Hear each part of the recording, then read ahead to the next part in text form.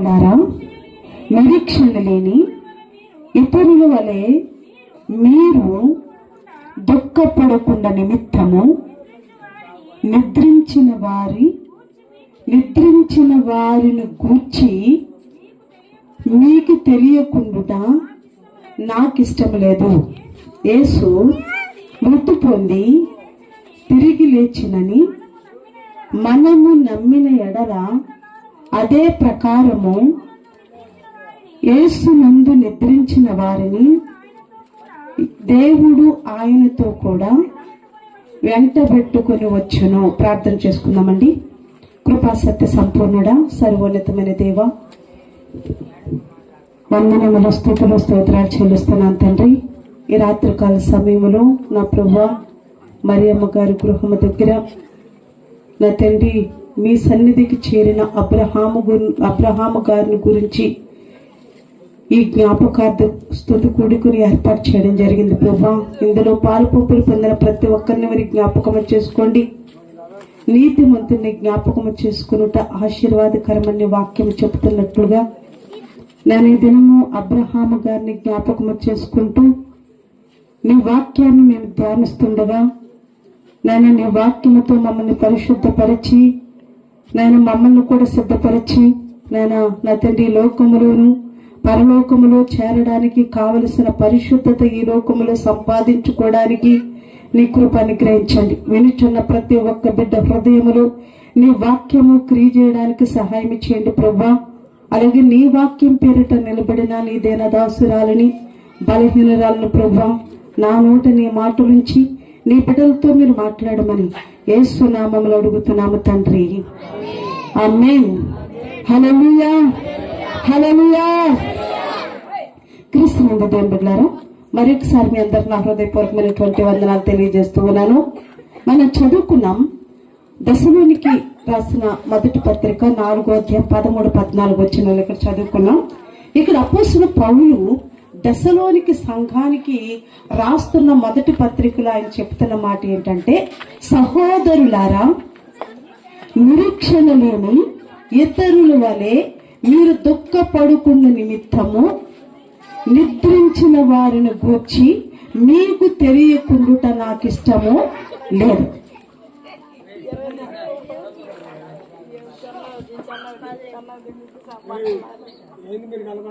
దశలోనికి సంఘానికి చెప్తా ఉన్నాడు. ఎందుకంటే వాక్యము లోకములో ఉన్నటువంటి మనుషులేమో ఒక వ్యక్తి చనిపోయాడు అని చెప్తూ ఉంటారు. వాక్య ప్రకారము చనిపోయినటువంటి వ్యక్తిని లేఖనం ఏం చెప్తుందంటే, క్రీస్తునందు మృతి పొందెను, నిద్రించెను. అంటే చనిపోయిన వ్యక్తిని మనం లేపడము కష్టమే కదండి. కానీ నిద్రించిన వ్యక్తిని ఉదయం ఒకవేళ ఇప్పుడు మనం నిద్రపోయినా ఉదయాన్నే ఖచ్చితంగా ఏమవుతున్నాం, లేస్తున్నాం. లేకుంటే అవసరతను బట్టి మధ్యలో వ్యక్తులు ఎవరన్నా మనల్ని ఒక్కొక్కసారి లేపుతూ ఉంటారు. కానీ వాక్యం ఏమని చెప్తుందంటే, నిద్రించిన వారిని గురించి మీరు చింతపడవలసిన అవసరం లేదు. ఎందుకంటే వారు యేసుక్రీస్తు చనిపోయి ఎలా తిరిగి లేచాడో, నిద్రపోతున్నటువంటి అంటే క్రీస్తులో మృతి నొందినటువంటి వారు అలాగే తిరిగి మరలా లేస్తారు. ఇది క్రైస్తవుల యొక్క నిరీక్షణ. నిరీక్షణ అంటే అర్థం ఏంటంటే ఎదురు చూడడము. మనము నిరీక్షణ కలిగి జీవించాలన్నది ప్రభు వాక్యం మనకి తెలియచేస్తుంది. చనిపోయినటువంటి కుటుంబములో ఖచ్చితంగా దుఃఖము, వేదన ఖచ్చితంగా ఉంటుంది. ఎందుకంటే ఈ లోకంలో పుట్టినది మొదలుకొని కొన్ని బంధాలతో మనం ఏమైపోయి ఉంటామంటే అంటు కట్టబడిపోయి ఉంటాం. బంధాలు, ప్రేమలు, తండ్రి ప్రేమ, తల్లి ప్రేమ, లేకుంటే కుమారుడి ప్రేమ, మామ ప్రేమ, అన్నదమ్ముల ప్రేమ, ఇలా అనేక బంధాల చేత మానవుడు ఉన్న కారణాన్ని బట్టి వారితో మనకున్న బంధము మనల్ని దుఃఖములోనికి నడిపిస్తుంది. అందుకని వాక్యం ఏమని చెప్తుందంటే, మీరు దుఃఖపడకుండా నిమిత్తము మృతి నొందినటువంటి క్రీస్తులో మృతి నొందిన నిద్రించిన వారి గురించి మీకు తెలియకుండా నాకు ఇష్టం లేదు. ఏంటి ఇష్టం లేనిది ఈరోజు మనం తెలుసుకోవాలి. మీరు దుఃఖపడవలసిన అవసరం లేదు. మీరు నిరీక్షించాలి. మీరు దుఃఖపడకుండా నిమిత్తం నేను ఈ విషయాలు మీతో తెలియచేస్తున్నాను అని లేఖనం మనకు తెలియచేస్తా ఉంది. ఏంటి మనం ఎదురు చూడవలసినటువంటి విషయము? ఎందులో మనం నిరీక్షణ కలిగి ఉండాలి?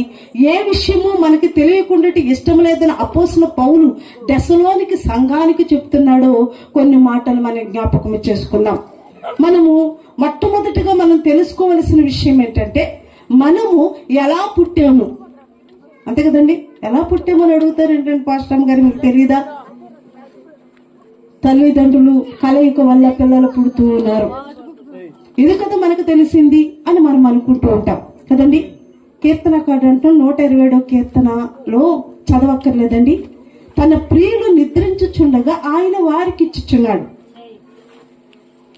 ఒకవేళ తల్లి గర్భములో మనం ఎప్పుడు పడ్డామో అటు డాక్టర్లు కూడా సరైన అంచనా వేసి చెప్పలేని పరిస్థితి. మనము కూడా ఎప్పుడు తల్లి గర్భములో మనము జీవింపజేయడానికి ఎప్పుడు మొదలవుందో అది కూడా మనకి ఖచ్చితంగా తెలియదు. అందుకని డాక్టర్లు మనము డెలివరీకి వెళ్ళినప్పుడు డాక్టర్ చెప్తాడు, ఈ రోజు అవ్వచ్చు, రేపు అవ్వచ్చు, నెలాఖరు లేక మొదటి వీకో ఖచ్చితంగా ఉంటుంది. ఎందుకంటే నువ్వు తల్లి గర్భములో పడిన సమయము దేవునికి మాత్రమే తెలుసు, ఇంక ఎవరికి కూడా తెలియదు. మనల్ని సృష్టించిన ఒక వ్యక్తి ఉన్నాడు, ఆ సృష్టికర్త. మనం నిద్రపోతున్నప్పుడు తల్లి గర్భములో మనము సూక్ష్మ క్రిమిగా పడితే అది మనం దేంట్లో చూడాలి దాన్ని? చక్కటి మరి సైన్స్ బాటనీలో మనకు తెలుస్తుంది. ప్రతి కణాన్ని మనము దేంట్లో చూస్తారు? వాళ్ళు మైక్రోస్కోప్ లో చూస్తూ ఉంటారు. మైక్రోస్కోప్ లో చూస్తే తల్లి గర్భములో పడిన కణము కనిపించడానికి కూడా చాలా చిన్నదిగా కనిపిస్తుంది. అంటే తల్లి గర్భములో నీవు ఎంత సూక్ష్మ క్రిమిగా పడినా నీవు భూమి మీదకి వచ్చేసరికి ఎలా ఉన్నావు? నీకు కళ్ళు, ముక్కు, చెవులు, గుండె ఏ లోపము లేకుండా దేవుడు నిన్ను చక్కగా తల్లి గర్భంలో ఏం చేస్తున్నాడండి? దావీదు అంటున్నాడు, నీ చేతులు నా తల్లి గర్భములో నేను ఉన్నప్పుడు నీ చేతులను నేనేం చేసిని? నిర్మించిని. ఎవరు నిర్మించారంటండి? ఎవరు నిర్మించారండి మనల్ని? దేవుడే కదండి. తల్లి గర్భములో ఉన్నప్పుడు మనల్ని ఎవరు నిర్మించారు?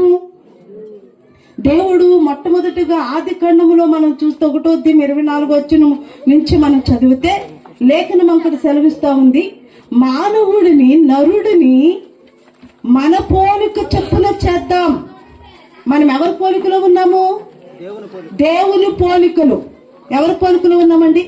దేవుడు ఎలా ఉంటాడు అని ప్రశ్నిస్తే మనలానే ఉంటాడు. 2 చెవులు, 2 కళ్ళు, ముక్కు, నోరు, 2 చేతులు, 2 కాళ్ళు. ఎందుకంటే ప్రభు తనను తాను చూసుకుని తల్లి ఆదాముని డిజైన్ చేశాడు. తర్వాత అవ్వ గర్భము నుండి అనేక మంది పిల్లలు ఉద్భవించడానికి ప్రభువే గర్భములో వాళ్ళని క్రియేట్ చేసుకుంటూ వచ్చాడు. క్రియేషన్ తయారు చేసుకుంటూ వచ్చాడు. అందుకే దావీదు అంటున్నాడు, నీ కన్నులు నన్ను చూచాయి. ఎప్పుడు చూసాయి? తల్లి గర్భములో ఉన్నప్పుడే నీ కన్నులు నన్ను చూచాయి, నీ చేతులు నన్ను నిర్మించాయి. మనమేమో చక్కగా తిని తాగి పడుకుని నిద్రపోతూ ఉంటే దేవుని చేతులు మనం నిద్రపోతున్నప్పుడు లోపల ఉన్న పిండానికి ఏం చేస్తున్నాయి చెప్పండి? డిజైన్. ఖచ్చితంగా ఈ కన్ను ఇలా ఉండాలి, ముక్కు ఇలా ఉండాలి, నోరు ఇలా ఉండాలి, ఈ చెవులు ఇలా ఉండాలి, ఎంటుకలు ఇలా ఉండాలి, ప్రతి దాన్ని డిజైన్ చేసుకుంటూ వచ్చాడు. ఇంకా మనం జ్ఞాపకం చేసుకుందాం, ప్రపంచంలో చాలా మంది మనుషులు ఉన్నాం కదండి, కోట్ల మంది ఉన్నారు. కానీ ఒకరి కంటిలో ఉన్నటువంటి కనుపాప, అంటే మనం ఆధార్ కార్డులో చూడండి, మన కన్ను బట్టి ఖచ్చితంగా వీళ్ళెవరు, ఈమె రత్నశ్రీ అని చెప్తారు. ఏలు ముద్రను బట్టి, అంటే నాకు ఇచ్చినటువంటి ఏలు ముద్రలో ఉన్న డిజైన్ మరి ఇంకెవరికి కూడా లేదు. దేవుడు ఎంతగా మానవుణ్ణి క్రియేట్ చేశాడండి, ఎంతగా దేవుడు మనల్ని సృష్టించాడు, ఎంతగా తల్లి గర్భములో ఉన్నప్పుడే మనల్ని చక్కగా అద్భుత ఖండముగా మనల్ని సృష్టించాడు. చక్కటి చెవులు, ముక్కు, నోరు, మనకు తెలియకుండానే మనలో ఉన్నటువంటి గుండు ఒక కేంద్రములాగుండి కరెంటు లేకపోయినా అది ఎప్పుడు మిషన్ ఆడుతూనే ఉంటుంది కదండి. మన కరెంటుతో చాలా మిషన్లు ఆడుతున్నాయి, కానీ మన శరీరంలోనే కరెంటు ఉంది. అది ఏమి ఆడిస్తుంది బాగా? మన గుండెని 24 అవర్స్ కూడా ఎక్కడూ కూడా మిస్టేక్ లేకుండా చక్కగా దాని పని అది చేసుకుంటూ వెళ్తుంది. మన శరీరాన్ని దేవుడు ఎంత గొప్పగా అద్భుతంగా సృష్టించాడు. మనమేమో సృష్టికర్తను మర్చిపోయి సృష్టిని పూజించుకుంటూ వెళ్ళిపోతున్నాం. కలుగు చేసినటువంటి దేవుణ్ణి, మనం నిర్మించిన దేవుణ్ణి, తల్లి గర్భములో మనల్ని చక్కగా నిర్మించినటువంటి దేవుణ్ణి మర్చిపోయి ఏం చేస్తున్నాం తెలుసండి? సృష్టిని పూజించుకుంటూ వెళ్ళిపోతున్నాం. అందుకే ప్రభు అన్నాడు యెషయా గ్రంథం 1వ అధ్యాయము 2వ వచనంలో అంటున్నాడు, ఆకాశము ఆలకించుము, భూమి చెవియొగ్గము. నా పిల్లల్ని పెంచి పెద్ద చేశాను, అయితే వారు ఏం చేశారు? నా మీద తిరగబడ్డారు. ఎద్దేమో తన కామందు నెరుగుతుంది, గాడిదేమో సొంత వాళ్ళు దొడ్డు నెరుగుతుంది. నా పిల్లలకు మాత్రం ఏమి లేదు? జ్ఞానము, తెలివి లేదు. ఎందుకు తెలివి లేదు? ఎద్దేమో ఉదయం నుండి సాయంత్రం దాకా మేసి సొంత వాళ్ళు దొడ్డు నెరిగి వెళ్ళిపోతుంది, గాడిద సొంత వాళ్ళు దొడ్డు నెరిగి నెలుతుంది. కానీ నేను పెంచి పెద్ద చేసి తల్లి గర్భంలోనే క్రియేట్ చేసి చక్కగా వాళ్ళకు రూపునిచ్చినటువంటి నా బిడ్డలు పెరిగి పెద్దవారై నా మీద ఏం చేస్తున్నారంటండి? తిరుగుబడుతున్నారు. మొట్టమొదట మనం తెలుసుకోవాల్సిన విషయం ఏంటంటే, ఎందుకు పుట్టాము, ఎలా పుట్టామన్నది తెలుసుకోవాలి. ఎలా పుట్టామంటారంటే, మా అమ్మ మా నాన్న ద్వారా మేము పుట్టాము. ఈ లోకంలో నీ తల్లి ద్వారా, నీ తండ్రి ద్వారా నువ్వు వచ్చినా, నీ తల్లి గర్భములో ఎవరి చేతుల్ని నీ చెక్కిని అంటే ప్రభు చేతులే నిన్ను చెక్కాయి. మనం పెరిగి పెద్దవారయ్యాం. ఈ లోకంలో చాలా జ్ఞానం ఉంది, చాలా తెలివి ఉంది. మనుషుడు ఆకాశానికి ఎగిరేంతగా, పక్షిలాగి ఎగిరేంతగా తెలివితేటలు సంపాదించుకున్నాడు. నీటిలో ప్రయాణం చేసేంత తెలివితేటలు సంపాదించుకున్నాడు. లేకుంటే ప్రపంచంలో ఏం జరుగుతుందో వాటిని తెలుసుకుని చక్కగా జ్ఞాన సంపన్నుడిగా పేరు ప్రఖ్యాతులు తెచ్చుకుంటున్నాడు. కానీ తన సృష్టికర్త ఎవరో తెలుసుకోలేకపోతున్నాడు. తను నిర్మించినటువంటి వ్యక్తి ఎవరో తెలుసుకోలేకపోతున్నాడు. కానీ దేవుని బిడ్డలమైన మనము ఖచ్చితంగా ప్రభు సన్నిధిలో ఒప్పుకోవాలి. దావీదు ఏమంటున్నాడో తెలుసండి? ఆ మాటను చదువుకుందాం. 139వ కీర్తన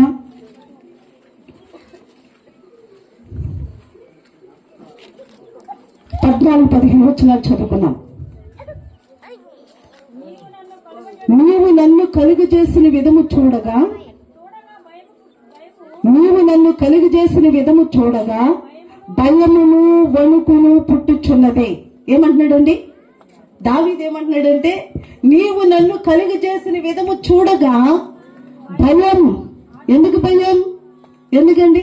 మన శరీరంలో ఉన్న నరాలు 66 లక్షలకు పైన దూరం ఉంటాయట, కిలోమీటర్ల దూరం ఉంటాయంటండి మన శరీరంలో నరాలు. అదంతా దేవుడు ఎక్కడ పొందుపరిచాడు? 66 లక్షల దూరం అంటే ఎంత అండి? కిలోమీటర్ల దూరం అంటే చాలా. అంటే మన నరాలన్నీ ఒకదానికొకటి జాయింట్ చేసుకుంటూ వెళ్తే ఎంత దూరం అంటండి? మరి దేవుడు నిన్ను కలుగు చేసిన విధమును నీకు ఆశ్చర్యం కలిగించట్లేదా? నీకు దేవుడు ఎంత అద్భుతంగా నిన్ను సృష్టించాడు. ఆయన సృష్టించిన దాంట్లో కొంచెం ఒకవేళ మార్పు కలిగితే నీకు షుగరు, బీపీ, నిద్ర పట్టదు, అరగదు. కారణం ఏంటి? కలుగు చేసినటువంటి దాంట్లో ఒక్కొక్కసారి మనమే మన శరీరానికి బలహీనతను తెచ్చుకునే విధంగా ఉండడం ద్వారా అనేక బలహీనతలకు గురైపోయి దేవుడు కలుగు చేసిన అద్భుత కాండము బలహీన పడిపోతోంది. దావీదు అంటున్నాడు, నీవు కలుగు చేసిన విధము చూడగా భయము వణుకు పుడుతుంది నాకు. అంటే ఎవరికి భయపడుతున్నాడు? దేవునికి. ప్రభువా, ఎంత అద్భుతంగా నన్ను సృష్టించావా? నువ్వు సృష్టిస్తే నిన్ను మర్చిపోయి నేనేం చేస్తున్నాను? నా ఇష్టానుసారంగా నా తెలివి మీద ఆధారపడి, నా జ్ఞానం మీద ఆధారపడి ఈ లోకమే శాశ్వతం అనుకుని లోకానుసారంగా పరిగెడుతూ ఉన్నాను. ఈ లోకంలో నా ప్రియ సోదరి సోదరుడా, మనం ఎంత సంపాదించుకున్న ఈ లోకంలో మనం విడిచిపెట్టి వెళ్ళవలసిన వారమై ఉన్నాం. ఎందుకంటే ప్రభు మానవుడిని సృష్టించినప్పుడు ఏమన్నాడంటే, ఇదిగో నువ్వు మన్నే కనుక మరలా తిరిగి మన్నులో చేర్చబడతావు. ఎవరు అంటాడు? మనం. దేవుడు మన దేంతో సృష్టించాడు? ఏంటండి? మట్టి. అందుకనే చనిపోయినప్పుడు మనం భూమిలో మనల్ని పాతి పెట్టినప్పుడు భూమిలో మట్టిలో మన్నుగా మనం కలవబడుతున్నాం. అందుకే ప్రభు ముందుగానే మానవుని సృష్టించినప్పుడే చెప్పాడు, ఇదిగో నీవు చనిపోయి మరలా మన్నైపోతావు, ఆత్మ దయచేసిన దేవుని దగ్గరికి వెళ్ళిపోతూ ఉంది. దేవుని దగ్గరికి మన ఆత్మను అప్పగించే ముందు ఈ లోకంలో మనం ఉండగానే మనం ఏం చేయాలంటండి? సృష్టికర్తనైన దేవుని గుర్తు చేసుకొని ఆయన ఆరాధించడం, ఆయనకు భయపడడం, ఆయన మాట వినడం, ఆయనకు విధేయత చూపే వరకు ఉండాలన్నదే ప్రభు యొక్క ఉద్దేశము. మనం కడుగు చేసినటువంటి దేవుణ్ణి మనం అనుకుంటాం, నా బలం, నా జ్ఞానం, నా తెలివి, ఇది నాది, అది నాది. ఎప్పుడైనా ఒక దినాన్ని మనం అన్నిటిని కూడా విడిచిపెట్టి వెళ్ళవలసిన వారమై ఉన్నాం. మనుషుడు ఎంత సంపాదించినా దాన్ని విడిచిపెట్టి వెళ్ళవలసిన వారమై ఉన్నాం. అపోస్తలుడైన పౌలు అందుకే అంటున్నాడు, ఇదిగో చనిపోయిన వారిని గురించి, నిద్రించిన వారి గురించి విషయాన్ని తెలియకుండా నాకు ఇష్టం లేదు. మొట్టమొదటిగా నిన్ను సృష్టించిన దేవుడు, సృష్టికర్త అయినటువంటి దేవుడు, ఈ లోకంలో నిన్ను సృష్టించినటువంటి వాడు, ఆయన దేవుడని నువ్వు తెలుసుకుని, ఆయన పరిశుద్ధుడని నువ్వు తెలుసుకుని, ఆయన బాల్యకాలం నుండి నువ్వు ఆరాధించాలి. రెండవదిగా నీ యొక్క నిరీక్షణ ఏంటంటే, నువ్వు చనిపోయిన ప్రభు దగ్గరికి వెళ్తానని ఒక నిరీక్షణ నువ్వు కలిగి ఉండాలి. ఆ నిరీక్షణ ఎప్పుడైతే ఉంటుందో ఖచ్చితంగా మనం ఎవరితో ఉంటాం తెలుసండి? ప్రభుతో. ఇంకా లేఖనాల నుంచి కొన్ని విషయాలు మీకు జ్ఞాపకం చేయాలనుకుంటున్నాను. అపోస్తలుడైన పౌలు అంటున్నాడు, మనం చదువుకున్న విషయం నుంచి, క్రీస్తు ఎలా అయితే మృతి పొంది తిరిగి లేచాడో మనము నమ్మితే మనం కూడా ఎలా అవుతామంటండి? చాలా మంది అంటున్నారు, ఇదిగో ఈ జన్మలో మనం చనిపోతే ఏ కుక్కగానో నక్కగానో మళ్ళా పడతాము, మరి ఒక జన్మ ఉంది అని చెప్తున్నారు.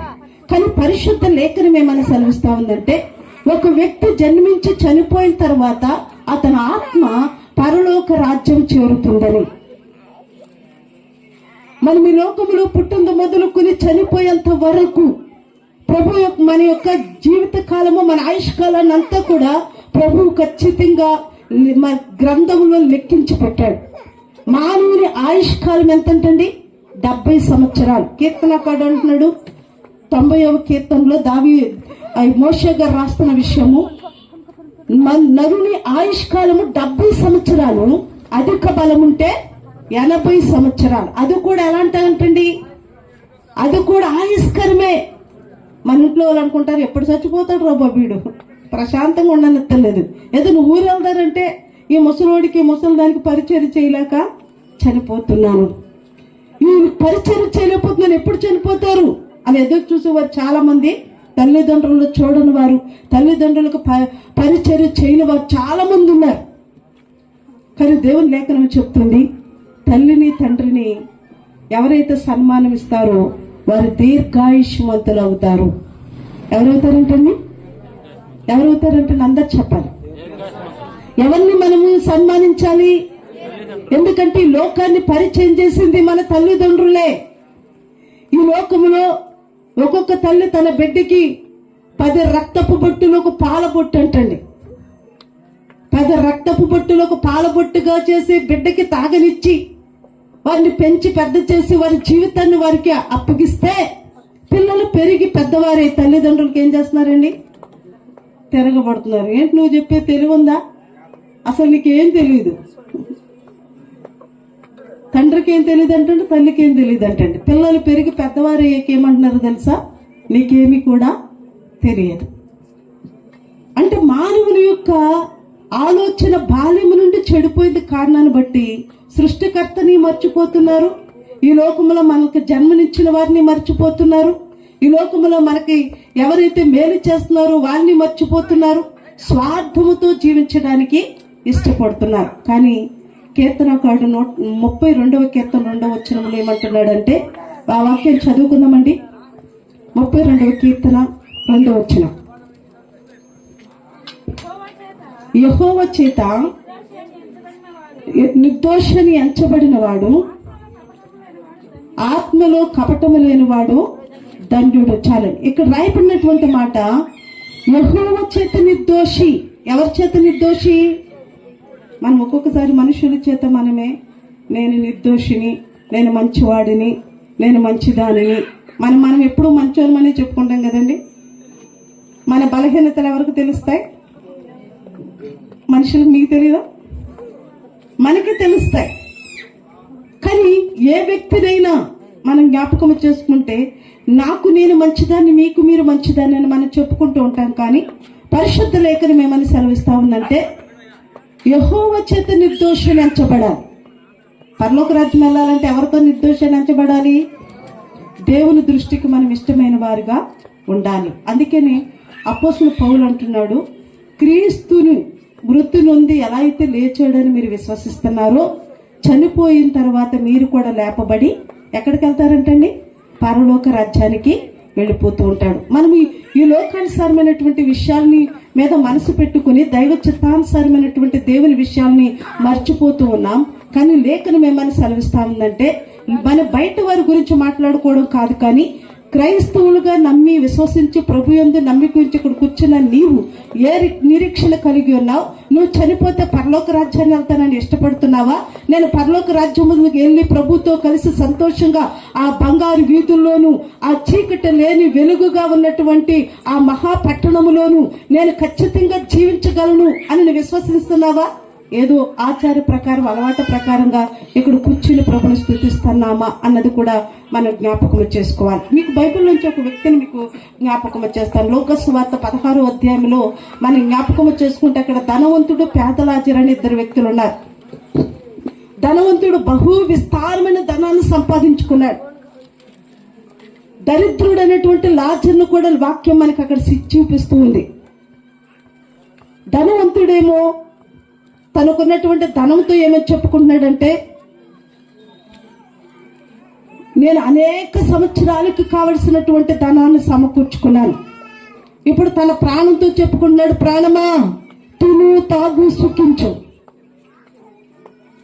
అనేక సంవత్సరాలకి సరిపడా ధనాన్ని నీకోసం సమకూర్చాను, అనేక సంవత్సరాలకి కావలసినటువంటి డబ్బును నీకు సమకూర్చాను, ఉండడానికి మంచి ఇల్లు, ఏసీ, కార్లు అన్ని నీకు సిద్ధపరిచాను, నువ్వు తిను తాగు సుఖించని తన ప్రాణంతో చెప్పుకుంటే అతని ఇంటి వాకిట దరిద్రుడు అనేటువంటి ఒక వ్యక్తి ఉన్నాడంటండి. అతడు అరికాల్ని మొదలుకుని నడినెత్తు వరకు కురుపులతో నింపబడిన వాడై తినడానికి ఆహారం లేని పరిస్థితుల్లో జీవిస్తూ ఉన్నాడు. అయితే ఒకానొక దినం వచ్చింది, ధనవంతుడు చనిపోయి పరలోకానికి తీసుకొని పోబడరు అని వాక్యం చెప్తుంది. అంటే ఎవరు తీసుకెళ్లారు? ఎవరు తీసుకెళ్ళి ఉంటారండి? మనం అనుకుంటున్నాం చనిపోతే ఆత్మ వెళ్ళిపోయింది ఒకటే అని. నువ్వు ఒకరు పరిశుద్ధంగా జీవిస్తే పరలోకం నుండి ఇద్దరు దూతలు నీ కోసం వస్తారు, ముందుగానే వస్తారు వాళ్ళు. మా నాన్నగారు చనిపోయిన ఆఖరి క్షణంలో నా దగ్గరికి వచ్చారు. పాప మనసాక్షి ఒప్పుకోలేదేమో, నన్ను చూడాలనిపించింది. మా తమ్ముడు ద్వారా మా ఇంటికి వచ్చాడు, 2 నెలలు నా దగ్గరే ఉన్నాడు. ఇక్కడికి వచ్చినాక ఆయనకు పెరాలసిస్ వచ్చింది. నేనే పరిచయం చేశాను. ఒకవేళ తండ్రి రుణము నేను తీర్చుకోవడానికి ఆయన నా దగ్గరికి వచ్చాడేమో, నేను పరిచయం చేశాను. పరిచయం చేసిన తర్వాత రోజు పిల్లలు స్కూల్కి వెళ్ళిపోయేవారు. మా తమ్ముడు నా దగ్గర ఉండి ఇక్కడ ఇంజనీరింగ్ కాలేజీలో జాబ్కి జాయిన్ అయ్యాడు వాడు కూడా. కానీ మా నాన్నగారు ఏమంటున్నాడు, అది అక్కడ కూర్చున్న ఇద్దరు ఎవరు తెల్లబట్టలు వేసుకుని కూర్చున్నారని వాడు. నాకైతే చాలా భయం అనిపించేది పగలప్పుడు, ఎందుకంటే అక్కడ ఎవరు లేరు. ఆ ఫ్యాన్ రెక్కల మీద ఎవరు ఇద్దరు కూర్చున్నారు తెల్లబట్టలు వేసుకొని, ఇదిగో నా కాళ్ళ దగ్గర ఎవరు ఇద్దరు తెల్లబట్టలు వేసుకుని కూర్చున్నారు, లేకుంటే డోర్ దగ్గర ఎవరు ఇద్దరు తెల్లబట్టలు వేసుకుని నిలబడ్డారు. అలా అంటుంటే మా నాన్న బ్రతుకుండగానే మా నాన్న దగ్గరికి వెళ్ళడానికి భయం వేసేది నాకు, ఎందుకంటే మనుషులం కదండి. అందుకని అలా అనిపించేది. కానీ ధనవంతుడు చనిపోయినప్పుడు కూడా ఇద్దరు వచ్చారు. ఎవరై ఉంటారు వాళ్ళు? ధనవంతుడు తన ప్రాణంతోనే చెప్పుకున్నాడు, ప్రాణమా తిను తాగు సుఖించండి. ఈ లాజరు అనే వ్యక్తి విశ్వాసము కలిగిన వ్యక్తి, తినడానికి ఆహారం లేదు, శరీరం అంతా రోగాలతో నింపబడిపోయింది, అరికాంచి నన్నెత్తు వరకు కురుపులతోనూ, కురుపుల్లోంచి చీము, రక్తము, పురుగులు కూడా పడుతున్నాయి. అయినా అతను అనుకున్నాడు, ధనవంతుడు ఇంటి దగ్గరుంటే అతని చేతిలోంచి పడి జారి పడిన రొట్టె ముక్క కోసం ఆశపడుతున్నాడు. కానీ ధనవంతుడు దాన్ని కూడా అతనికి ఏమీ ఇవ్వట్లేదు. అంటే పెట్టే దాతృత్వం అతనికి లేదు, పిసినారితనం. ధనవంతుడి ఇంటే లాజరు పడి ఉన్నాడు, చనిపోయాడు. ఒక దినాన పరలోకం నుండి దూతలు వచ్చి అతన్ని తీసుకుని వెళ్ళిపోయి అతను పరలోకంలో అబ్రహాము రొమ్మును ఆనుకున్నాడని లేఖనం చెప్తుంది. అలాగే ధనవంతుడు చనిపోయాడు, అతను కూడా ఇద్దరు వచ్చారు. ఎవరళ్ళు? పాతాళ లోకంలో ఉన్నటువంటి పాతాళపు దూతలు. అందుకని ఒక్కొక్కసారి మనకి సిగ్నల్స్ ఉంటాయి. ఏం తెలుసండి, ఎవరన్నా కుక్క బాగా బురుకుంటే వెళ్తుంది అనుకోండి, మనం ఏమంటాం? ఏంటి కుక్క చాలా ఏడ్చేస్తుంది, ఎవరికో ఖచ్చితంగా ఏం పెడుతుందండి? చెక్ పెట్టేసింది. కుక్క ఏడుస్తూ తిరుగుతుంటే మనకు భయం వేస్తూ ఉంటుంది. అది మనకు కనిపించదు, కానీ ఖచ్చితంగా జంతువులకి ఖచ్చితంగా అవి కనిపిస్తాయి. ఎందుకంటే జంతువులకి కల్మషం లేదు. దేవుడు ఎలా ఇచ్చాడో అలాగే ఉన్నాయి, లోపలికి ఏం పాపం పోలేదు. కానీ మానవునికి కూడా కనిపించేవి, కానీ ఆత్మలో కపటము చేరి దైవికమైన కార్యాలు చూడలేని కారణాన్ని బట్టి ఆత్మీయ నేత్రాలు మూయబడిపోయి మనకేం కనిపించవు. అందుకని కుక్కలు పాపం అట్టి చూసి మురుగుతూ పరిగెడుతూ అరుస్తూ ఉంటాయి. మనకు కనిపిస్తుంది ఏదో జరగబోతుందని, చూచని కనిపిస్తుందని మనం మాట్లాడుకుంటూ ఉంటాం. అలాగే పరలోకము నుండి దూతలు వచ్చి లాజరును తీసుకెళ్ళిపోయి ధనవంతుడిని పాతాళములో ఉన్నటువంటి సాతాను దూతలు వచ్చి తీసుకెళ్ళిపోయి ఇప్పుడు పరలోకం వెళ్ళిన తర్వాత పరదేశంలో ఉన్నటువంటి ఆ లాజరును ఈ ధనవంతుడు ఎక్కడి నుంచి చూస్తున్నాడో తెలుసండి? నరకములో యాతన పడుతూ చూస్తున్నాడు. లేఖనం చెప్తుంది 24వ అధ్యాయంలో ధనవంతుడు పిలుస్తున్నాడు అబ్రహాముని, తండ్రివైన అబ్రహామా, ఇదిగో నీ రొమ్మును ఆనుకున్న లాజర్ని ఒక చిటికిని వేలు నీళ్లు తీసుకొచ్చి నా నోట్లో ఏయ్, నేను ఇక్కడ చాలా యాతన పడుతున్నాను. నరకానికి వెళ్ళిపోతే ఏముంటుందని లేఖనం సెలవిస్తా ఉంది? భయంకరమైన వేతన ఉంది. ప్రియమైన వల్లరా, దేవుడు 2 మార్గాలు మన మధ్యన పెట్టాడు. ఒకటి పరలోకము, రెండోది నరకము. పరలోకములోనికి నువ్వు చేరాలంటే పరిశుద్ధమైన జీవితానికి కావాలని ప్రభు లేఖనం సెలవిస్తా ఉంది. పరిశుద్ధుడైనటువంటి ప్రభు కార్చిన రక్తము చేత నీ ప్రతి దోషాన్ని అతిక్రమని కడుక్కొని యేసుక్రీస్తుని అంగీకరించి విశ్వసించి ఇదిగో ప్రభు మరణించేంత వరకు నీకు సాక్షిగా జీవిస్తానని ప్రభు ఎదుట యథార్థ హృదయంతో ఎవరైతే నివసిస్తారో వాళ్ళు పరలోక రాజ్యానికి వారసులుగా మార్చబడతారు, పరలోక చేర్చబడతారు. ఇంకొక బ్యాచ్ ఉంటుంది, అది లోక సంబంధమైనటువంటి వాటి కొరకు పరిగెడుతూ ఉంటారు. ఈ లోకమే శాశ్వతం అనుకుంటూ ఉంటారు. అలాంటి వారు చనిపోతే ఎక్కడికి వెళ్ళిపోతారని వాక్యం చెప్తుంది? నరకానికి, పాతాళములోనికి. అక్కడ ఏడుపును పండ్లు కొరుకుతూ ఉంటుంది, అగ్నిగుండం ఉంటుంది. అక్కడ అగ్ని ఆరదు, పురుగు చావదు. నిత్యము కూడా అక్కడ ఏముంటుందో తెలుసండి? ఏముంటుంది నిత్యం అక్కడ? ఏడ్పే. ఏముంటుందండి? ప్రభు అంటున్నాడు, ఇదిగో నీకు స్వేచ్ఛనిచ్చాను, ఖచ్చితంగా ఇది చెయ్యి అని ప్రభు మనతో చెప్పలేదు. నీకు స్వేచ్ఛనిచ్చాడు. ఈ మార్గం కావాలా, ఈ మార్గం కావాలా? ఇదిగో పరలోక రాజ్యం వెళితే నువ్వు ప్రభుతో కలిసి ఆ చీకటి లేని సూర్యకాంతి తేజం కలిగినటువంటి ఆ పరలోక రాజ్యంలో ప్రభు ఎక్కడ సూర్యుడిగా ఉంటాడని లేఖనం చెప్తుంది. ప్రభు ఎక్కడ సూర్యుడిగా ఉంటాడు. పరలోక రాజ్యం అంతా వెలుగుమయముతో ఉంటుంది. అక్కడ చీకటి లేదు, మరి ఇంకా అక్కడ ఆకలి లేదు, దప్పిక లేదు, ఏడ్పు లేదు, నష్టము లేదు, వేదన లేదు, దుఃఖము లేదు. అలాంటి పరిశుద్ధమైనటువంటి ఆ పరలోక రాజ్యానికి నేను వారసుడిగా చేయడానికి ప్రభు ఈ లోకానికి వచ్చాడు. 2000 సంవత్సరాల క్రిందట తన ప్రాణాన్ని బలిగా పెట్టి పరలోక ద్వారాన్ని తెరిచాడు. అందుకే ప్రభు అంటున్నాడు, అమిడ్చాడు, నేనే మార్గమును, సత్యమును, జీవము. ఎవరైనా నన్ను వెంబడిస్తే ఎక్కడికి వెళ్తారు వాళ్ళు? పరలోక రాజ్యానికి వెళ్తారు. నేనే పరలోక రాజ్యానికి మార్గము. ఆ పరలోక రాజ్యాన్ని మార్గములోనికి మీరు ఖచ్చితంగా చేరాలన్నదే ప్రభు యొక్క ఉద్దేశం. మనమైతే ఈ లోకంలో జీవిస్తున్నాం, మనం ఈ లోకమే శాశ్వతం అనుకుంటున్నాం. లోకంలో బ్రతకడానికి ఎంతో ప్రయాసపడుతూ ఉన్నాం. కీర్తనకాడు అంటున్నాడు, దేవుని వాక్యం 89వ కీర్తనలో, మరణము చూడకుండా బ్రతికే నరుడు ఎవరు? ప్రభు మనల్ని కలుగు చేశాడు. తల్లి గర్భములో నుండి నువ్వు బయటకు వచ్చేటప్పుడే, ఏదో నా కుమారుడా ఈరోజు బయటకు వెళ్తున్నావు కదా, అమ్మ చూడండి అన్నం నిద్రపోతుంది, ఇదిగో నువ్వు ఈ దినాన్ని బయటకు వచ్చావు తల్లి గర్భము నుండి, మరలా పలానా రోజు పలానా టయానికి ఖచ్చితంగా నువ్వు ఎక్కడికి రావాలి? పరలోక రాజ్యాలు. ఖచ్చితంగా మరలా నా దగ్గరికి నువ్వు ముందే ప్రభు అన్నిటినీ మనకి సిద్ధపరిచే మనల్ని లోకానికి పంపించాడు. ఎఫెసీయులకు రాసిన పత్రిక 1వ అధ్యాయంలో ఉంటుంది, జగత్పునాది వేయబడక మునిపే క్రీస్తులో ప్రభు మనల్ని ఏర్పరచుకున్నాడని. ఎప్పుడే ఏర్పరచుకున్నాడు? జగత్పునాది వేయబడక మునిపే, భూమిని సృష్టించక మునిపే నీవు సుంచులూరు గ్రామంలో జన్మిస్తావని, రక్షింపబడి ఇదిగో ఇలాగా వీధిలో కూర్చుని వాక్యం వింటావని, నీ ద్వారా అనేక మందికి వాక్యాన్ని వినిపించే యోగ్యతను నువ్వు కలిగిస్తావని మొట్టమొదటిగా ప్రభు ఎప్పుడు తెలుసుకుని రాశాడు ఈ మాటను?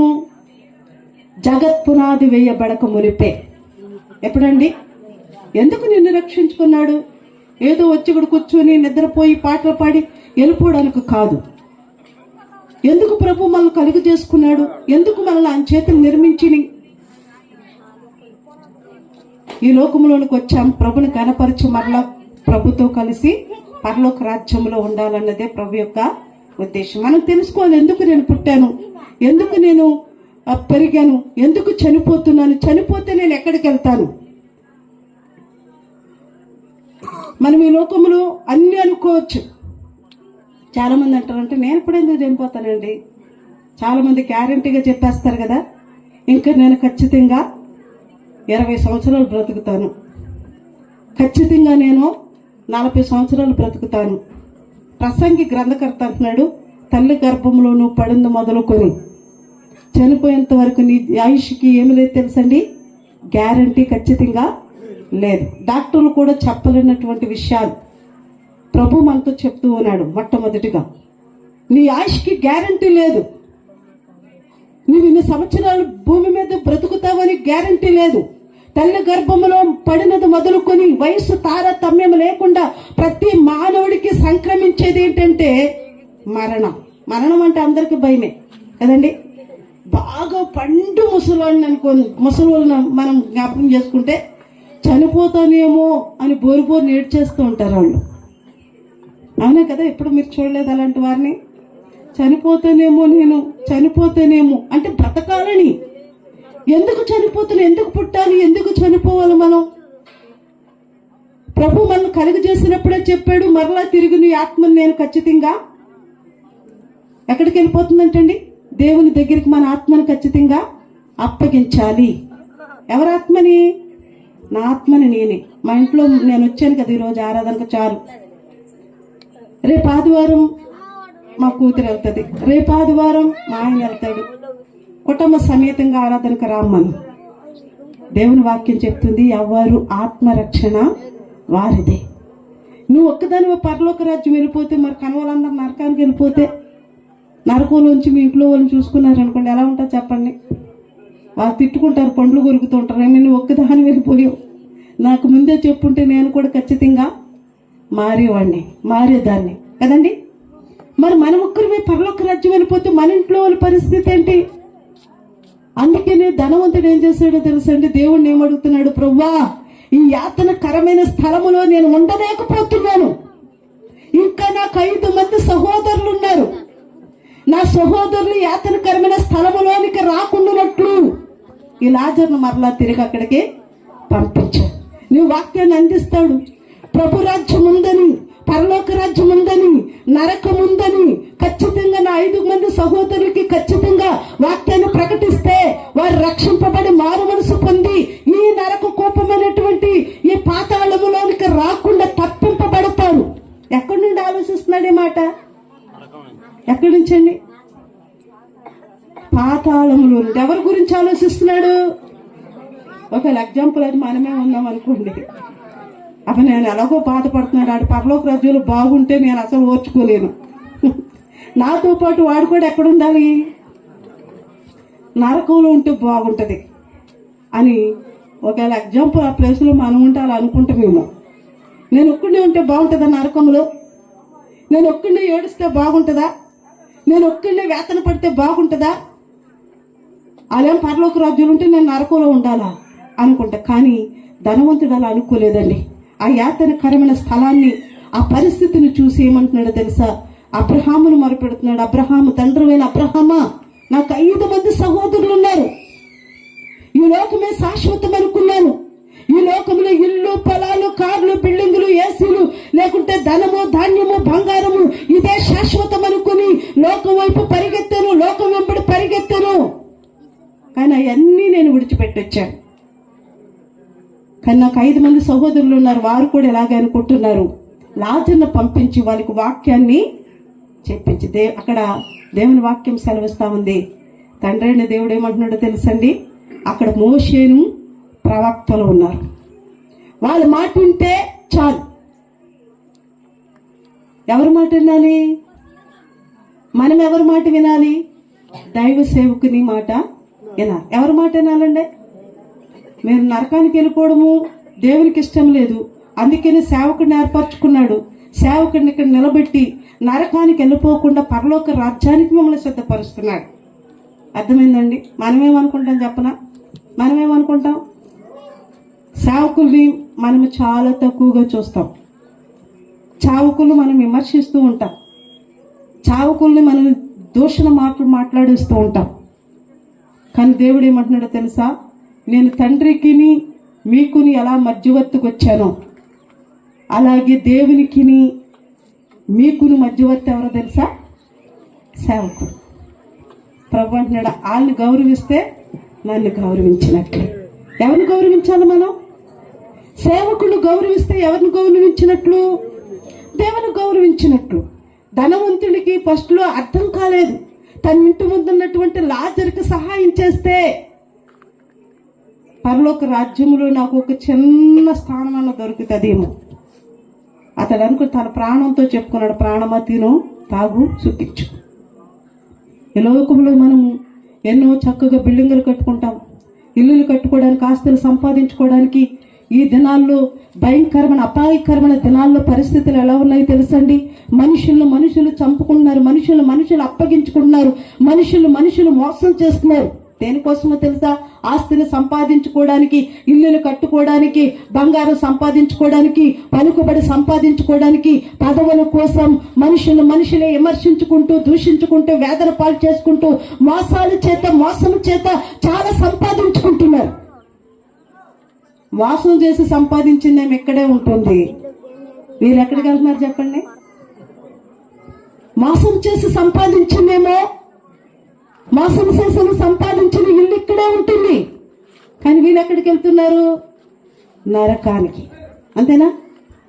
మనం ఎక్కడికి వెళ్ళకూడదని మన ప్రయాస, ఇంతకీ ఎవరితో ఉండాలని మన ప్రయాస.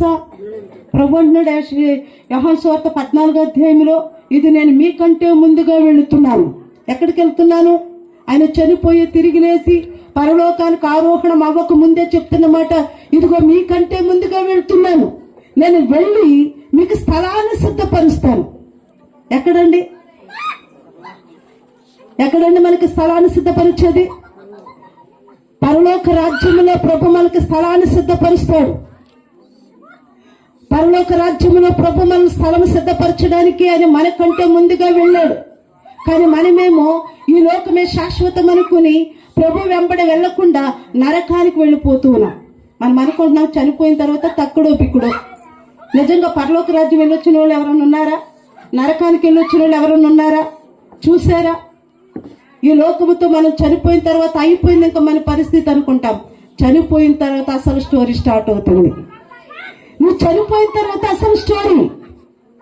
ప్రపంచుడు నువ్వు చనిపోయిన తర్వాత నీ ఆత్మ నరకములో వదిలేయకుండా నువ్వు చనిపోయిన తర్వాత ఇంకా నువ్వు అంతరించిపోవడానికి లేదు.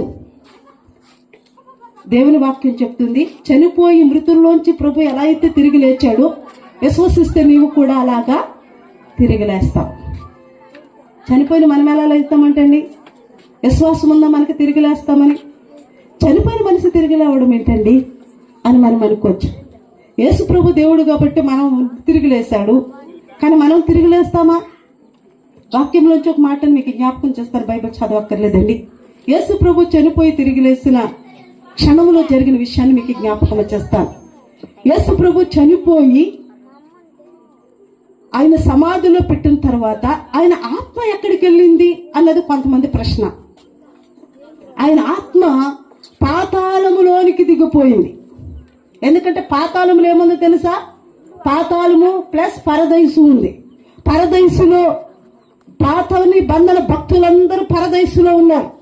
యేసు ప్రభు చనిపోయిన తర్వాత ఆయన ఆత్మ పాతాళములోనికి దిగిపోయి పరదైసులో ఉన్నటువంటి పాతని బంధన భక్తులకి సువార్తను ప్రకటించి చెరను చెరగా తీసుకొచ్చాడని వాక్యం చెప్తుంది. ఆయన చెరను చెరగా తీసుకొచ్చినప్పుడు ఆయన ఎప్పుడైతే 3వ దినాన ఆయన తిరిగి లేచాడో అనేక సమాధులు తెరవబడ్డాయి. నేను కల్పన కథ చెప్తున్నానా, వాక్యం నుంచి చెప్తున్నాను? బైబిలు సత్యము, అసత్యము కాదు. బైబిల్ గ్రంథాన్ని 42 మంది ప్రవక్తలు రాశారు. ఎన్ని సంవత్సరాలు రాశారో తెలుసండి? 16 సంవత్సరాలు రాశారు. 1600 సంవత్సరాలు. ఎన్ని సంవత్సరాలండి? 1600 సంవత్సరాలు. ఎంతమంది రాశారు? 42 మంది ప్రవక్తలు రాశారు. అందరూ ఒక స్థలంలో కూర్చుని రాయలేదండి. ఈ 1600 సంవత్సరాల్లో ఒక ఆయన పుట్టి రాశాడు, ఆయన చనిపోయాడు. ఇంకొక అతను పుట్టాడు, అతను రాశాడు, చనిపోయాడు. ఇంకొక ఆయన పుట్టాడు, రాశాడు. ఈ 1600 సంవత్సరాలు కూడా 42 మంది ప్రవక్తలు రాశారు, ఒకే అంశాన్ని రాశారు. కల్పన కథలు ఉన్నాయా? ఆది కాండము నుండి ప్రకటన వరకు చదివితే ఒక విషయమే చెబుతుంది.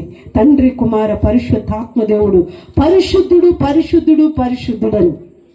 ఆయన పాపుల కోసం భూలోకం వచ్చాడు, పాపల నిమిత్తం చనిపోయాడు, తిరిగి లేపబడి పరలోక రాజ్యానికి వెళ్ళిపోయాడు. ఈ 42 మంది కూడా, 42 మంది ప్రవక్తలు కూడా 1600 సంవత్సరాలు రాసిన ఒక్క విషయమే. నేను అలా రాసినాను కాబట్టి నువ్వు ఇలాగే రాయి అని చెప్పుకుని అబద్ధాన్ని నిజం చేసినట్టు రాయలేదండి. బైబిల్ కల్పన కథ కాదు, సత్యము. ఆర్ఆర్ మూర్తి గారు మీకు తెలుసండి, విన్నారా? ఆర్ఆర్ మూర్తి గురించి ఎంతమంది అన్నారు? ఆయన బ్రాహ్మణ కుటుంబానికి సంబంధించిన వ్యక్తి.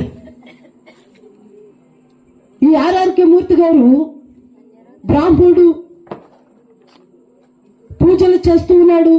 అలాంటి బ్రాహ్మణ వ్యక్తి ఒకసారి బైబిల్లో తప్పులున్నాయా అని చదువుతున్నాడంటండి. దేనికోసం చదువుతున్నాడంటండి?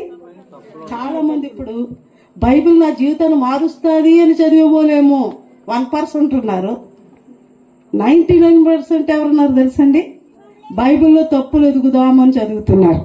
ఏదేమైనా బైబిల్ చదువుతున్నారు, సంతోషం కదండి. ఆర్ఆర్కే మూర్తి గారు కూడా బైబిల్ చదువుతూ ప్రారంభించాడు. మత్తయి సువార్త చదివినప్పుడు అర్థం కాలేదు, లోకా సువార్త చదివినప్పుడు మళ్ళీ కొన్ని చదువుతున్నా ఆయనకి అంతగా ఇంట్రెస్ట్ అనిపించలేదు. యోహాను సువార్త స్టార్ట్ చేశాడంటండి. యోహాను సువార్త ఎప్పుడైతే స్టార్ట్ చేసి చదువుతున్నాడో అతని జీవితాన్ని మార్చుకుని సేవకుడుగా మార్చబడ్డాడు. హల్లెలూయా. ఆయన చెప్పాడు, బైబిల్లో తప్పులు ఎదుగుతారని నేను బైబిల్ చదువుదామనుకున్నాను, కానీ బైబిల్ చదివినాక తెలిసింది నాలో ఉన్న తప్పులేంటో. బైబిల్ ఏం తెలుస్తుందండి మనకి? బైబిల్ చదివితే నీకేమర్థమవుతుంది? ఇతరులో ఉన్న తప్పులు చూపించడం కాదు, ఇతరులో ఉన్న లోపాలు చూపించదు బైబిల్. మనలో ఏం లోపాలు ఉన్నాయో చూపిస్తుంది. నీలో ఏమి లోపాలు ఉన్నాయి నువ్వు తెలుసుకుంటేనే పరలోక రాజ్యం వెళ్తావు.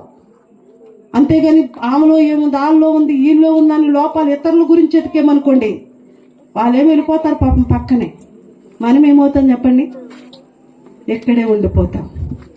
లేఖనం చెప్తుంది మనల్ని మనం పరిశీలన చేసుకోవాలి. అందుకే ప్రభు మానవుని ఏమంటున్నట్టు, నరులారా తిరిగి రండి. కీర్తనకారుడు 90వ కీర్తనలో మోషే చెప్తున్నాడు, దేవుడు అంటాడంటే నరులారా తిరిగి రండి. దేవుడు నిన్ను పిలిచాడు, ఇంకా నీ యాత్ర అయిపోయింది, వచ్చాయి నాయనని. అప్పటికి నువ్వు ఎక్కడున్నావో నీకు తెలియదు. ఒకళ్ళు జర్నీ చేస్తే యాక్సిడెంట్ అయ్యి కొంతమంది చనిపోతున్నారు. మనం అనుకుంటున్నాం పాపం యాక్సిడెంట్ అయిపోయిందని. నేను అంటున్నాను దేవుడు వారిని పిలిచాడని.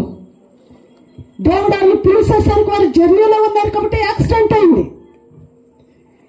ఈ శరీరాన్ని విడిచి మనం వెళ్ళాలంటే ఏదో ఒక నింద మన శరీరానికి అవసరమే. అది రోగమో యాక్సిడెంటో ఏదో ఒకటి. కొంతమంది నిద్రపోతున్నారు, ఉదయాన్నే లేపినా లేవట్లేదు.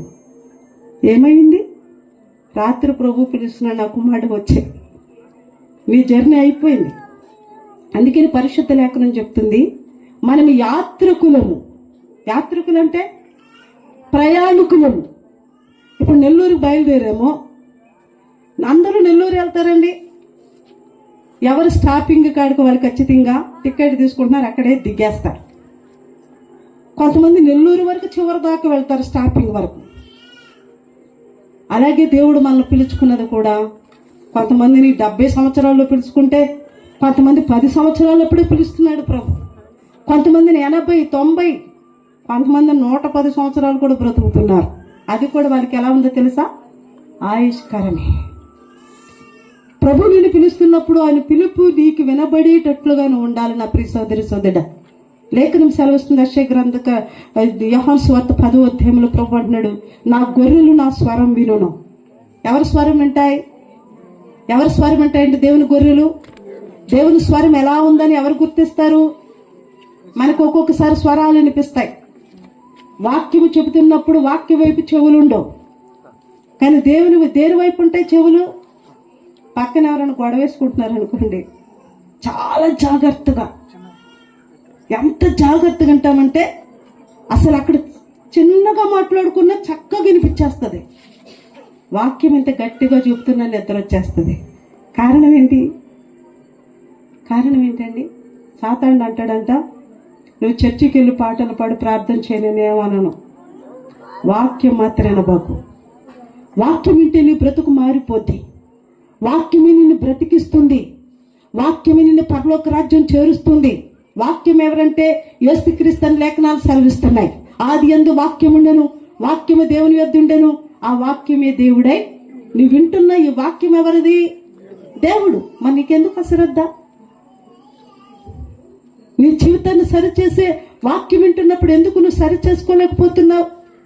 ప్రభు ఒకవేళ ఈ సమయంలో మనల్ని పిలిస్తే వెళ్ళిపోవలసిన వారమైనా దేవుని వాక్యం చెప్తుంది, మనం గడ్డి పువ్వు లాంటి వారిని. ఎలాంటి వారమండి? ఈ గడ్డి పువ్వు లాంటి మనకి ఎంత ఆవేశమో తెలుసా? ఎంత కోపము, ఎంత పొగరు, అన్ని విషయాలు ఏమంటాడు? తగ్గేదేలే. నేనేం తగ్గుతానా? కానీ వాక్యం చెప్తుంది, తను తాను తగ్గించుకుని వాడు హెచ్చింపబడను. కానీ మనమేమంటాం? ప్రతి విషయంలో దేవుని విషయంలో ముందుండు, దేవుడు నిన్ను ఆశీర్వదిస్తాడు. గొడవల విషయంలో ముందుండొద్దండి. దేవుడు ఐక్యత, ఆత్మ కలిగించే ఐక్యతను దేవుడు మనకు అనుగ్రహించాడు. ఈ లోకంలో మనం ఎంతకాలం ఉంటాం మనకు తెలియదు. ఇదిగో అబ్రహాము గారు పిలుచుకున్నారు, ఆయన వెళ్ళిపోయారు. అబ్రహాము గారిని మరి ఒక దినము మనం చూడగలం. అబ్రహాం గారు ఇక్కడికి రారు, కానీ మనం అబ్రహాం గారి దగ్గరికి వెళ్ళగలం. అంతే కదండి? మనం ఒకరు పరిశుద్ధతతో చనిపోతే పరలోక రాజ్యములు ఎంతమంది భక్తులు ఉన్నారు, అబ్రహాం మొదలుకున్న ఆదాం మొదలుకున్న అందరినీ చూడొచ్చు. మరి ఆదాముని బైబిల్లో విన్నామే, కానీ రియల్గా ఇక్కడ ఏం చేస్తున్నాము? లేఖనం చెప్తుంది, పరలోక రాజ్యములో సంతోషం ఉంది, నరకములో ఏముందండి? మనకి యాతన కావాలా, సంతోషం కావాలా? ఏం కావాలండి మనకి? దుఃఖం కావాలా, లేకుంటే ప్రభు దగ్గర సంతోషంగా ప్రభుని పరిశుద్ధుడు అని గణపరచడం కావాలా?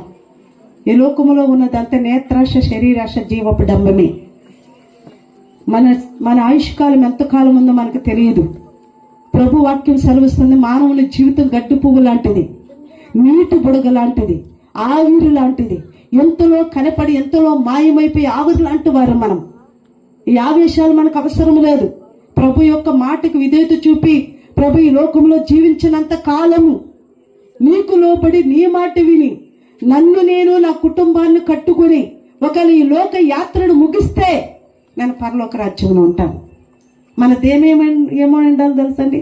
అపోస్తలుడు పౌలు అంటున్నాడు, బ్రతుకుటి క్రీస్తే చావైతే నాకు లాభం. ఎందుకు లాభము? చావు ఎవరికైనా లాభం ఉంటుందండి? అమ్మ ఇటు చూడు, చావు ఎవరికైనా లాభం ఉంటుందా? ఏమి లాభం ఉంటుంది? అమ్మ నువ్వు 100 సంవత్సరాల దాకా బ్రతుకు అంటే, అబ్బా దేవుడు నాకు 100 సంవత్సరాలు ఇచ్చాడు అని సంతోషంతో బ్రతకొచ్చు. కానీ అపోస్తలుడు పౌలు అంటున్నాడు, బ్రతుకుటి క్రీస్తే చావైతే నాకు లాభం. ఎందుకు లాభం? నేను చనిపోతే ఎక్కడుంటాను? నేను ప్రభుతో ఉంటాను. మరణము దేవుని దగ్గర నివసించే భాగ్యం అంటండి. ఎవరి దగ్గర నివసించే భాగ్యము? ఒకరు లోకాన్ని విడిచిపెట్టి వెళ్ళిపోతున్నాం, కానీ మనల్ని ప్రేమించిన వారు దుఃఖపడుతూ ఉంటారు. కానీ మనం మాత్రం ఎక్కడ ఉంటాం తెలుసండి? ప్రభు దగ్గర, ప్రభుతో కలిసి ప్రభుతో సంతోషంగా ఉంటాం. ప్రభు చనిపోయి తిరిగి లేచినప్పుడు సమాధులు తెరవబడ్డాయి. పరిశుద్ధులైన వారు అనేక మంది లేచారు, వారి బంధువులకు కనిపించారు, ఇంట్లో వారికి కనిపించారు. ప్రభు అంటున్నాడు, ఇది మొదటిగా ఆయన లేచినప్పుడు లేచినటువంటిది. రెండవదిగా ప్రభు ఇప్పుడు మనతో చెప్తున్న మాట, ఆయన మృతి నుండి తిరిగి లేచాడని విశ్వసిస్తే నువ్వు చనిపోయినా సరే ఏమవుతావు? ఏమండి? ఎందుకు సమాధులు తెరవబడ్డాయి? సమాధిలో ఏముంది? చనిపోయిన వారి ఆత్మ సమాధిలో ఉందా? ఈ ప్రశ్న మీకు వచ్చిందా? వాక్యం ఏంటి కదండి ప్రశ్న రావడానికి అంటారా? ప్రశ్న వచ్చిందండి మీకు? సమాధులు ఏమున్నాయి? సమాధులు ఏముంటాయండి తెలీదా? బంగారు వజ్రాలు వైడూర్యాలు కాకుండా ఏముంటాయి చెప్పండి? ఎముకలు, చనిపోయిన వారి ఎంటుకలు, గోళ్ళు. సమాధిని తెరిస్తే దుర్వాసన, అంతే కదండి? ఇంకేమైనా ఉంటుందా సమాధిలో? కానీ వాక్యం సెలవిస్తుంది సమాధులు తెరవబడ్డాయి, చనిపోయిన వారు తిరిగి లేశారు. వారు చనిపోయారు, వారి శరీరము మట్టిలో కలిసిపోయింది, ఆత్మేమో దయచేసిన దేవుని దగ్గరికి వెళ్ళిపోయింది. ప్రభు మరలా వచ్చేసరికి సమాధులు తెరవబడ్డాయంటే పాతాళములో ఉన్న ఆత్మలు ప్రభు శరగా తీసుకొచ్చినప్పుడు సమాధుల్లో మట్టిగా మారిపోయిన మనిషి కూడా ఏమైపోయాడు తెలుసండి? సమాధుల్లో చాలా మంది క్రైస్తవుల యొక్క నిరీక్షణ ఏంటి? మరలా తిరిగి లేస్తాం కాబట్టి మనం సమాధి చేస్తూ ఉంటాం. కొంతమంది కాల్ చేస్తూ ఉంటారు, కొంతమంది ఎముకలు తీసుకెళ్లి గోదావరిలో అక్కడిక్కడ కలిపేస్తూ ఉంటారు. మన నిరీక్షణ ఏంటంటే ఖచ్చితంగా సమాధులు తెరవబడితే ప్రభు వచ్చినప్పుడు చనిపోయిన నా బంధువులు, నా స్నేహితులు, లేకుండా నేను తిరిగి ఖచ్చితంగా లేస్తానని ఒక నిరీక్షణతో మనం సమాధులు చేయడం జరుగుతుంది. అయితే ప్రభు వచ్చినప్పుడు సమాధులు లేపబడ్డాయి. ఏంటి అంటే సమాధుల్లోనికి ప్రభు దేవుని వాక్యం సెలవిస్తుంది మీ జీవము క్రీస్తులో దాచబడింది. అందుకని క్రీస్తు వచ్చినప్పుడు మన జీవము క్రీస్తులో ఉంది కాబట్టి సమాధి తెరవబడితే అందులో ఎముకలు ఉన్నాయి, మన జుట్టు ఉంది, మన రక్తం ఉంది, మన సమస్తమును ఆ సమాధిలో ఉంది.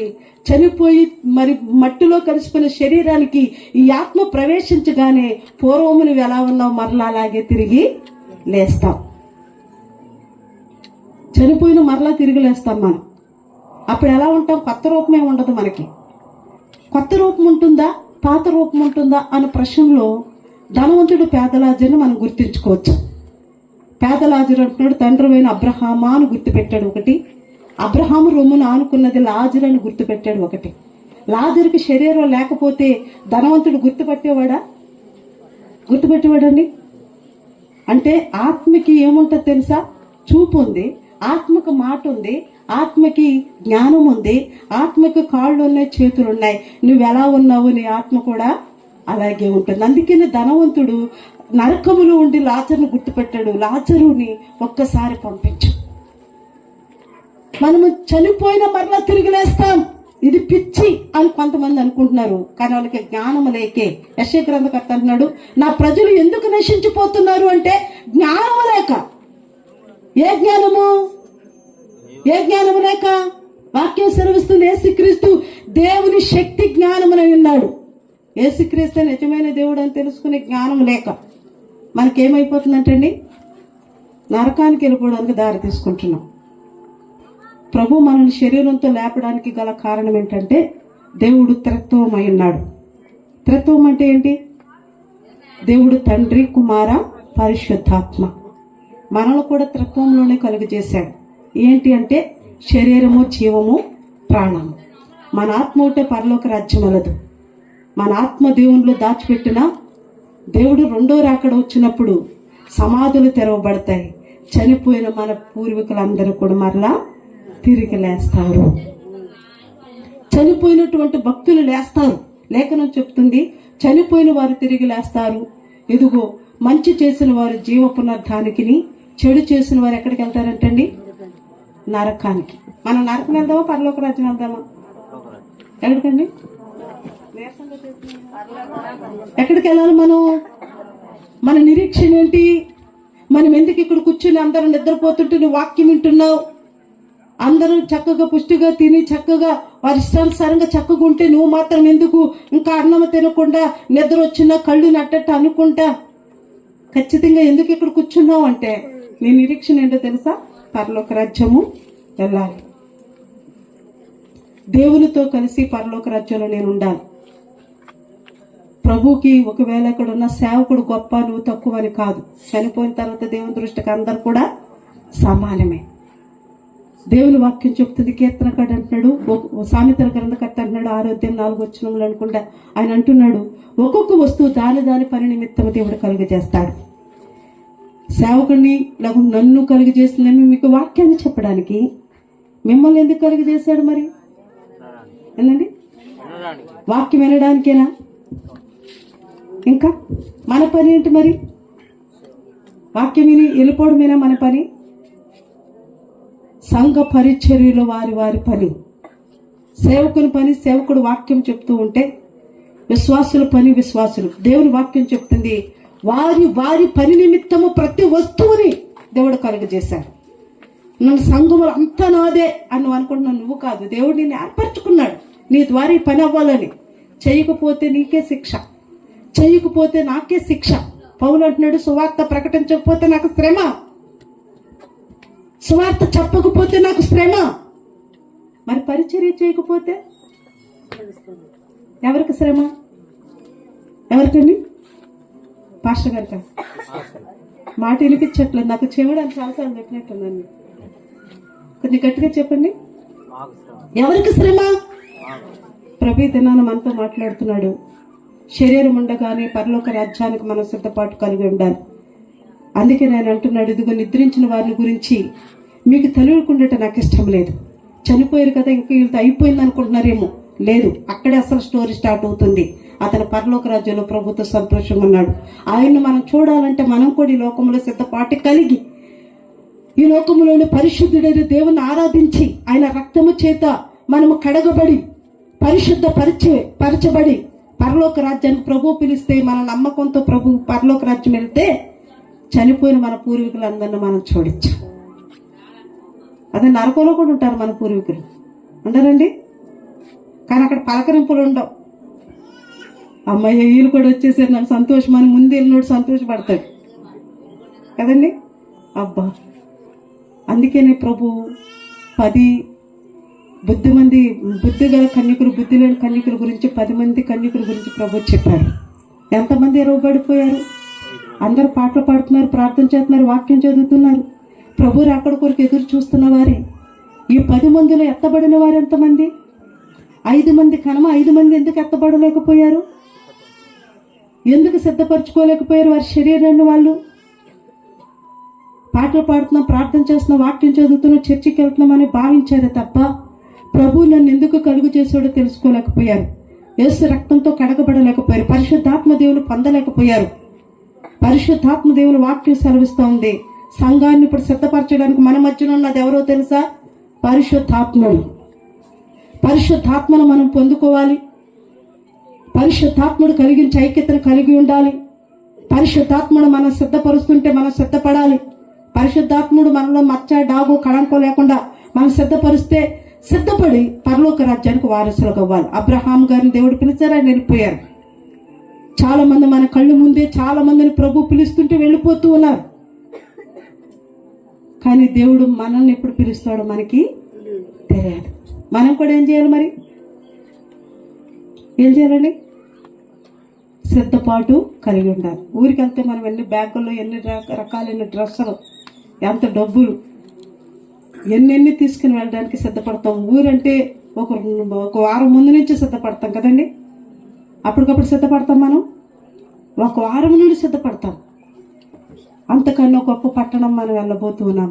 అక్కడికి వెళ్ళేటప్పటికి మనం కూడా ఏం చేయాలంటండి? సిద్ధపాటు కలిగి ఉండాలి. అలా సిద్ధపాటు కలిగి మనము ఈ లోకంలో జీవిస్తే ప్రభు వచ్చినప్పుడు నిన్ను తీసుకువెళ్తాడు పరలోక రాజ్యంలో ప్రభుతో కలిసి ఉండేటట్లుగా. మనందరం మోకరిద్దాం.